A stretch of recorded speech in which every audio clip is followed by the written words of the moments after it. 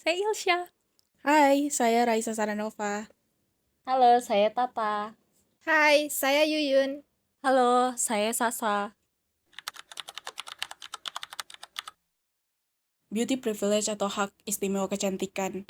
Menurut saya, beauty privilege itu adalah ketika seseorang yang dinilai cantik ataupun tampan mendapatkan keistimewaan di lingkungan sosialnya, di mana dia mendapatkan servis yang baik dari orang-orang sekitar, dia mendapatkan kelancaran dalam berbagai eh, bidang yang dia tekuni, misalnya seperti itu.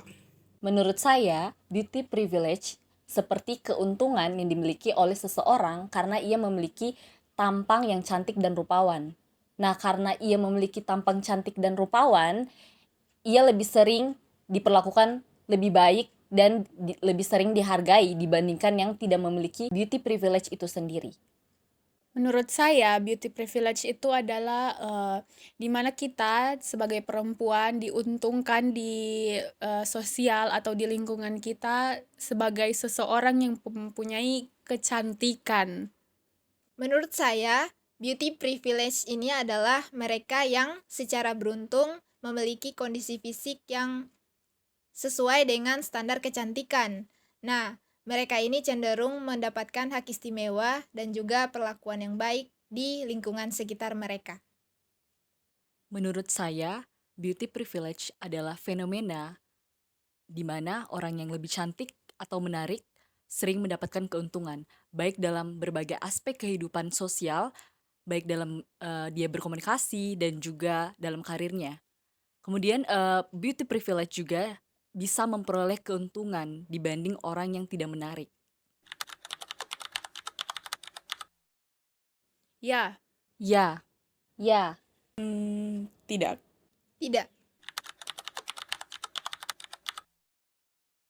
pengalaman yang pernah terjadi kepada saya pada saat itu saya sedang mengantri di sebuah tempat makan dan pesanan saya yang didahulukan daripada orang yang mengantri di depan saya. beauty privilege yang pernah saya rasakan ketika saya pergi dengan teman-teman saya ke sebuah kafe dan kemudian teman-teman saya pada saat itu sudah mendapatkan tempat duduk, sedangkan saya sendiri belum mendapatkan tempat duduk. Kemudian ada salah satu cowok yang menawarkan saya kursi. Nah, di situ saya merasakan bahwa saya mempunyai beauty privilege. Pengalaman yang sering saya rasakan ketika saya menggunakan baju atau apapun itu selalu ditanyai oleh teman-teman perempuan-perempuan saya. Saya pernah melewati suatu tempat dengan teman saya yang perempuan. Nah, di tempat itu ada orang-orang yang ingin menyapa kami berdua, tetapi saya merasa yang disapa ini hanya teman perempuan saya saja dan saya tidak disapa oleh orang-orang tersebut. Jadi, saya merasa bahwa saya tidak mempunyai beauty privilege. Pengalaman saya yaitu ketika teman saya balik ke tempat kuliahnya, di mana teman-teman circle yang biasanya di kampung halaman itu mengantar ia pulang untuk berangkat di kapal.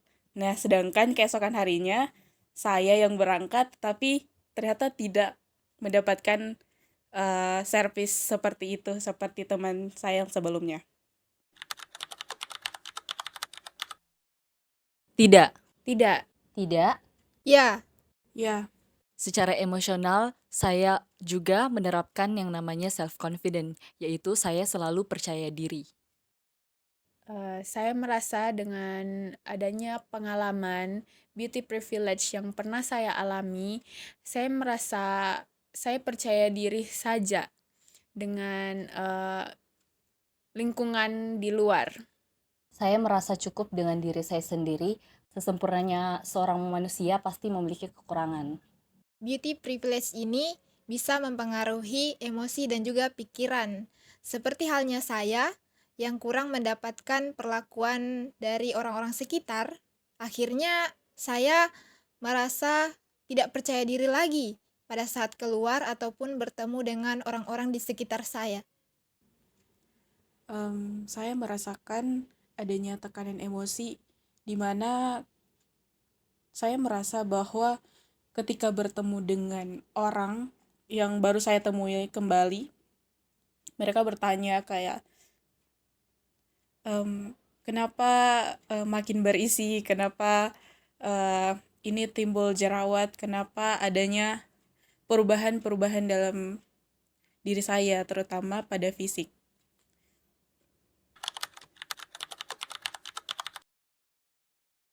Penting karena menurut saya di zaman sekarang, terutama di dunia pekerjaan, lebih dipentingkan visual daripada skill. Menurut saya, beauty privilege itu penting, namun tidak begitu penting karena ada sub-sub dalam kehidupan, mungkin dalam pekerjaan. Sebagian pekerjaan tidak begitu mementingkan visual, di mana mungkin seperti hobi yang saya geluti yaitu menulis, di mana kita lebih mementingkan karya daripada visualisasi dari penulisnya tersebut. Penting karena beauty privilege ini membantu orang-orang dalam hal apapun, entah itu pekerjaan, pertemanan, percintaan, ataupun lain-lain. Ketika fisik seseorang ini dianggap menarik, dia akan mendapatkan posisi tersendiri dalam pandangan orang-orang. Menurut saya, beauty privilege itu tidak penting. Mengapa? Karena sekarang di dunia pekerjaan ataupun instansi tertentu itu lebih mementingkan soft skill dibandingkan fisik. Menurut saya, beauty privilege itu penting di zaman sekarang. Karena banyak hal-hal di dunia ini, di zaman sekarang yang mementingkan visualnya. Eh, Seperti halnya mencari pasangan.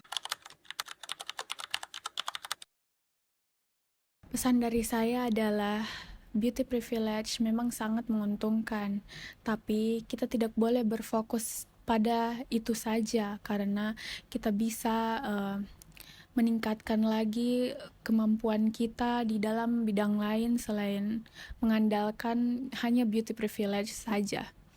Pesan bagi saya untuk teman-teman di luar sana yang mungkin masih kurang percaya diri, kecantikan yang sesungguhnya itu bukan terdapat dari penampilan luarnya saja, melainkan kecantikan yang sesungguhnya itu bagaimana seseorang berperilaku, berkarakter baik kepada orang lain.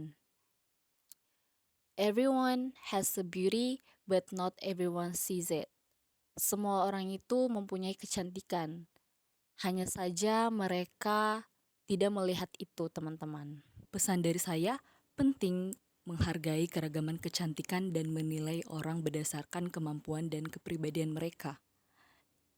Setiap individu memiliki nilai keunikan tersendiri yang seharusnya tidak diabaikan hanya karena tidak sesuai dengan standar kecantikan yang sempit. Nah, teman-teman, dengan menghargai berbagai bentuk kecantikan, kita dapat memberikan ruang bagi semua orang untuk merasa dihargai dan diterima. Langkah konkret bagi saya yaitu dengan melihat penampilan diri dalam seseorang, namun juga melihat kualitas dalam diri seseorang. Beauty begins the moment you decide to be yourself. Keindahan dimulai sejak Anda memutuskan untuk menjadi diri Anda. Untuk pesannya, tak perlu membandingkan dirimu dengan orang lain, karena perjalanan hidup memiliki cerita dan tantangannya sendiri. Terimalah dirimu apa adanya, dengan segala kelebihan dan kekuranganmu, karena kebahagiaan sejati berasal dari penerimaan diri dan juga mencintai diri sendiri. Perlu diingat juga, setiap orang memiliki keunikan serta potensi yang luar biasa di dalam dirinya. Yakinlah dan percayalah dirimu berharga. Kurang percaya diri. Mungkinnya ketika seseorang tidak percaya dengan dirinya sendiri di hadapan lingkungan sosial, apapun itu, mungkin karena dia memiliki self-love yang kurang, dimana ketika dia tidak bisa menerima dirinya sendiri, maka kepercayaan dirinya terhadap lingkungan sekitar itu akan terasa kurang juga. Jadi, menurutku bahwa percaya diri timbul dari kita, bagaimana cara kita mencintai diri sendiri. Dan dari sana, seseorang dapat mengetahui kemampuannya dengan orang lain, di mana orang yang tidak percaya diri cenderung membandingkan dirinya dengan orang lain. Jadi ketika seseorang bisa mencintai dirinya sendiri dan menggali potensi yang ada dalam dirinya, memberikan waktu kepada dirinya sendiri untuk bisa berdamai dan mencari apa yang tidak dia punya, saya rasa itu akan bisa membangkitkan kepercayaan diri. Dan sebenarnya tidak apa-apa kalau seseorang tidak merasa percaya diri, karena itu adalah satu titik awal di mana seseorang mau berproses.